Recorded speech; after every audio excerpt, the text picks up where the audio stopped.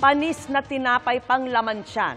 Umabot na po sa sukdulan ang kalbaryo ng kababayan nating naipit sa gulo sa Gaza na nakausap po ng GMA Integrated News.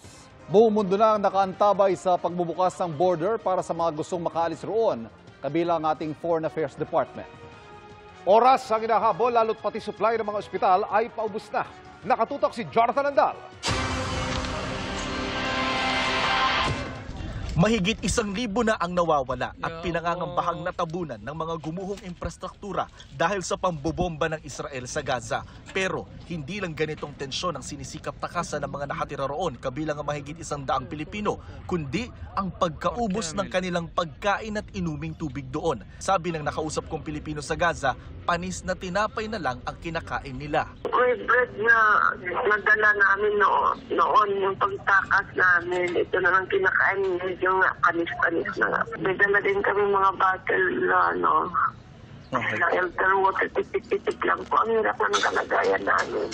Sa mga ospital naman, posibleng hindi natatagal ng 24 oras ang reserba nilang langis para sa kuryenteng nagpapatakbo ng mga equipment dahil pa rin sa total blockade ng Israel sa lahat ng supply sa Gaza. هذا طبعا يعني معناته كارثة صحية إذا أنا بدي نص الأجهزة تقريبا سوف تتوقف هذه الليلة عن الخدمة. Kaya maasa kami na mabuksan kaagad ang border para makalabas kami. Kahit kasi nakalayo na sila sa sentro ng Gaza, papunta sa Rafah sa Gaza-Egypt border, hindi rin yan agad binuksan ng mga otoridad. Pero may mga nakaabang ng tangke ng Israel para sa oras na buksan yan. Gayon din ang mga tauhan ng United Nations o UN na nagsimula ng dumaan sa lugar bilang paghahanda. Sabi ng UN, kailangan mabuksan ang border at matiyak na hindi haharangin ang pag-deliver nila ng stocks ng pagkain, tubig, gamot at krudo mula sa Egypt, Jordan, West Bank at Israel. Ang DFA umaasa ring patatawirin na sa Egypt ang mga banyaga mula sa Gaza, lalo't alert level 4 na roon o sapilitan na ang paglilikas ng mga Pilipino.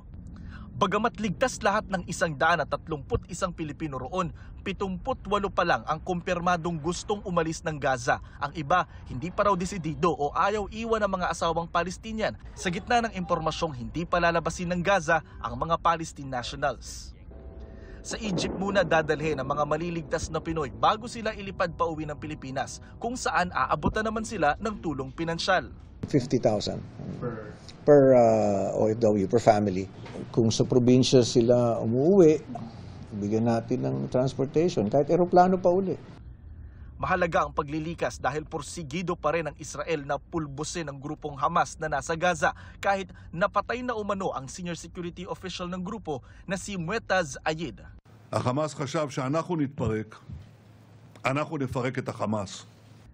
Sumiklab na rin ang palitan ng pag-atake ng Israel at ng grupong Hezbollah sa Israel-Lebanon border. Sa gitna ng paglawak ng sigalot, nagpahayag ang Iran ng pagsuporta sa mga Palestino kung tuloy raw ang pag-atake niyan dahil hindi raw sila mananatiling tagamasidlang.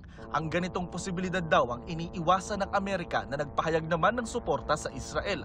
Sabi ni US President Joe Biden, dapat nang alisin ang Hamas pero kailangan din daw magkaroon ng Palestinian Authority at ng paraan para magkaroon ng isang Palestinian state. Sa pinakahuling tala, umakyat na sa halos 4,000 individual ang nasawi sa gulo. 13,000 naman ang naitalang sugatan.